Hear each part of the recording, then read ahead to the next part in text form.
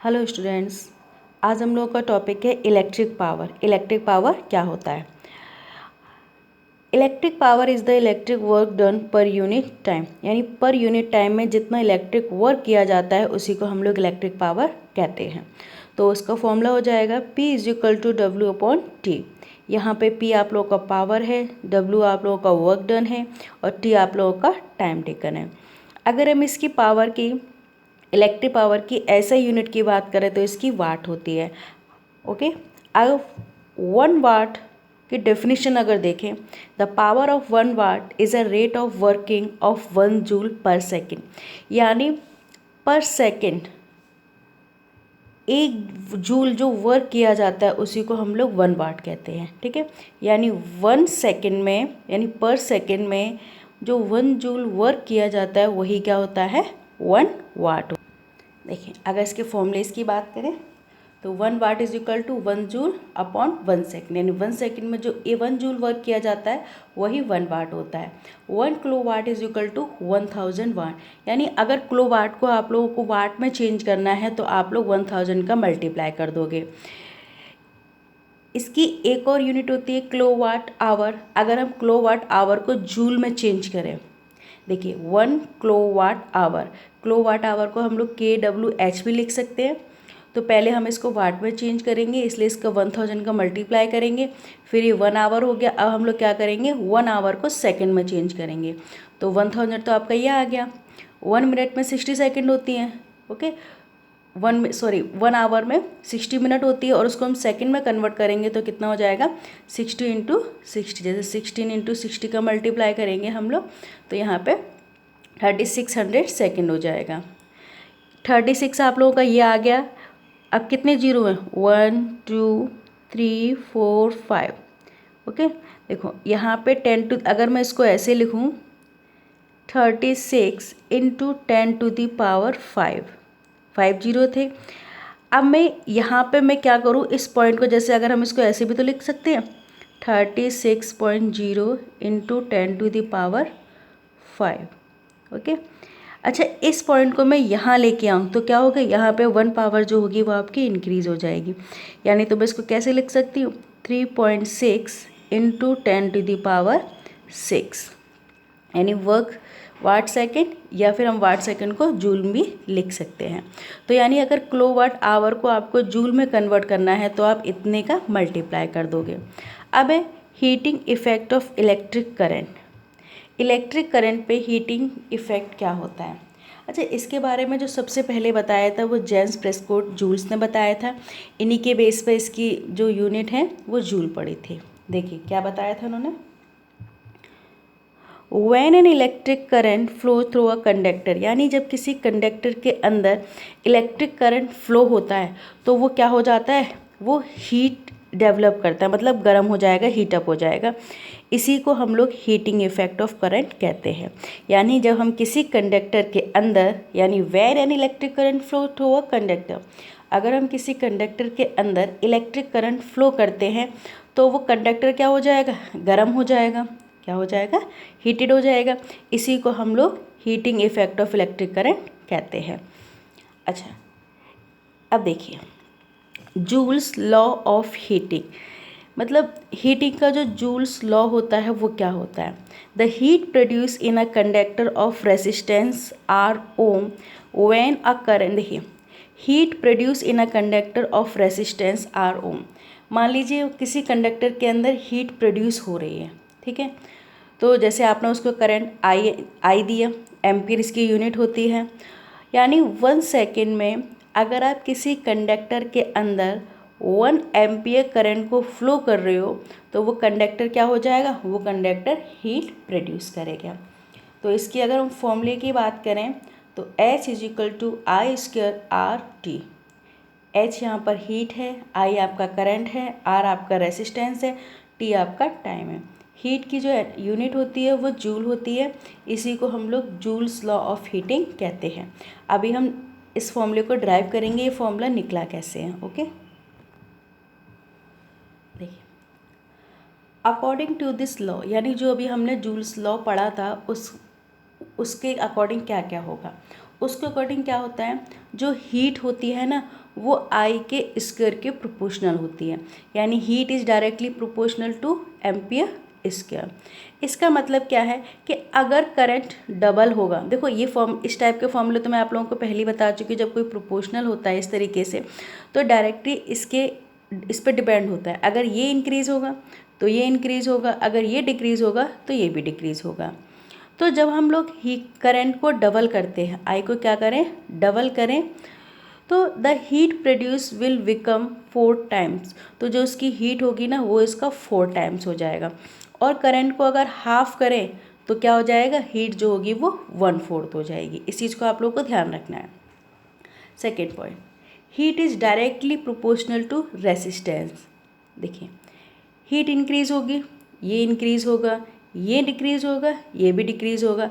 अगर हम रेसिस्टेंस को डबल करें, यानी इफ़ आर इज़ डबल, अगर हम आर को डबल करें तो यहाँ पे क्या हो जाएगा, ये भी डबल हो जाएगा।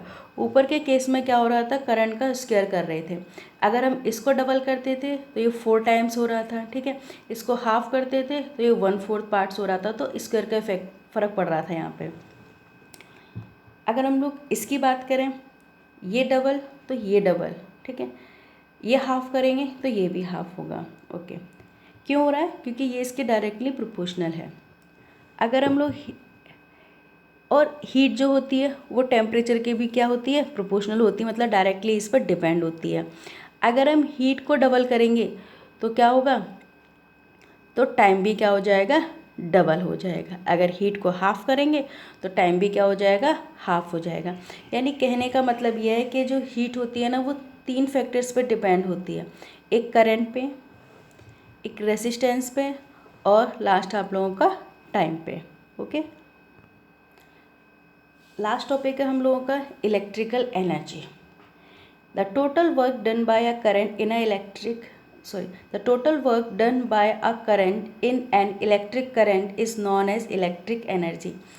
यानी जब हम किसी भी कंडक्टर के अंदर जब हम लोग करंट पास करते हैं तो वहाँ पे जो इलेक्ट्रिकल एनर्जी, मतलब जो इलेक्ट्रिक करंट होता है उसी को हम लोग इलेक्ट्रिकल एनर्जी कहते हैं।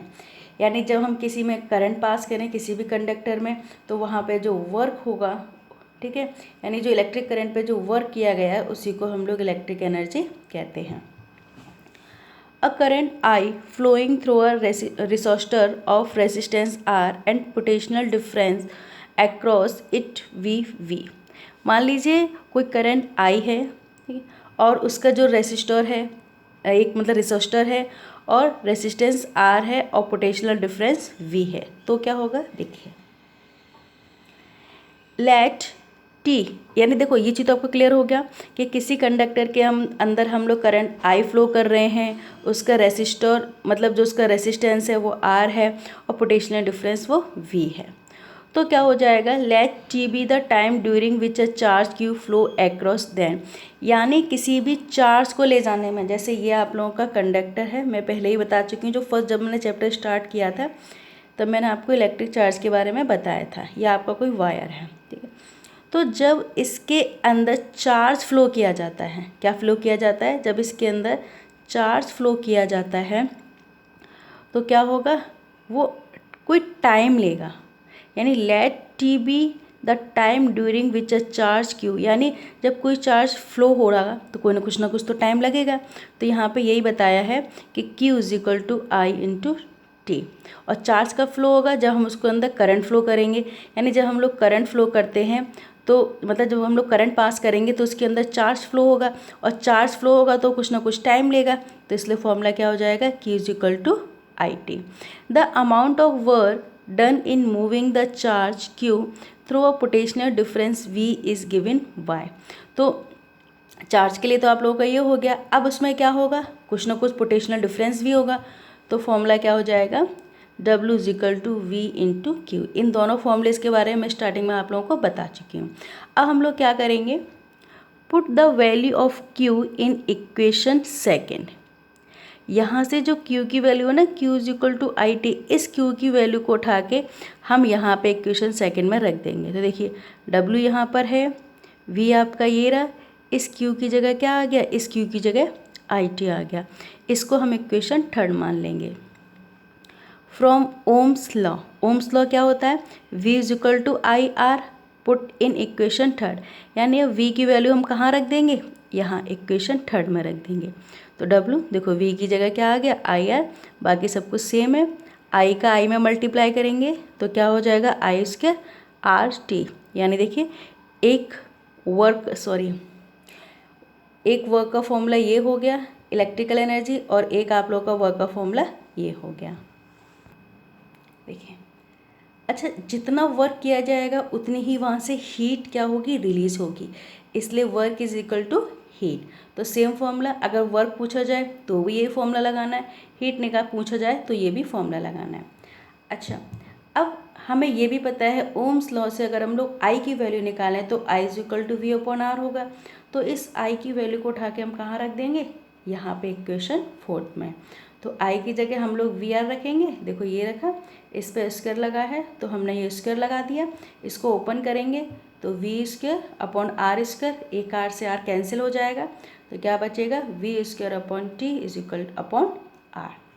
देखिए तो हमारे तीन फॉर्मूले बने, W is equal to H, ये तो होता ही है, first formula VIT is equal to, फिर सेकंड फॉर्मूला IR, इसका मतलब जहाँ तीन फॉर्मूले बन गए 1 2 3, जहाँ आपको इसकी ज़रूरत पड़े वो आप फॉर्मूला अप्लाई कर सकते हो। अच्छा एक और देखिए, जैसे अभी आप लोगों को बताया था कि किलोवाट को वाट में चेंज करते हैं तो क्या करते हैं, ऐसे ही 1 कैलोरी इज इक्वल टू होता है 4.186, यानी यहाँ से अगर 1 जूल निकालेंगे तो 1 जूल इज इक्वल टू हो जाएगा 1/4.186 कैलोरी। ठीक है, यानी मेरा कहने का मतलब ये है कि अगर हमें जूल को कैलोरी में कन्वर्ट करना है तो हम डायरेक्टली क्या करेंगे, 4.186 का डिवाइड दे देंगे। ठीक है, कैलोरी में जूल में पूछा कोई दिक्कत नहीं, लेकिन कैलोरी में चेंज करो आप लोग, ठीक है, तो आप क्या करोगे, इसका डिवाइड दे देना। ओके, आज आप लोगों का ये चैप्टर फिनिश हो गया है, 3 पार्ट में अप्लाई कर चुकी हूँ और 4 पार्ट में आप लोगों को अप्लाई कर सकी हूँ, और ये आप लोगों का 5th पार्ट है।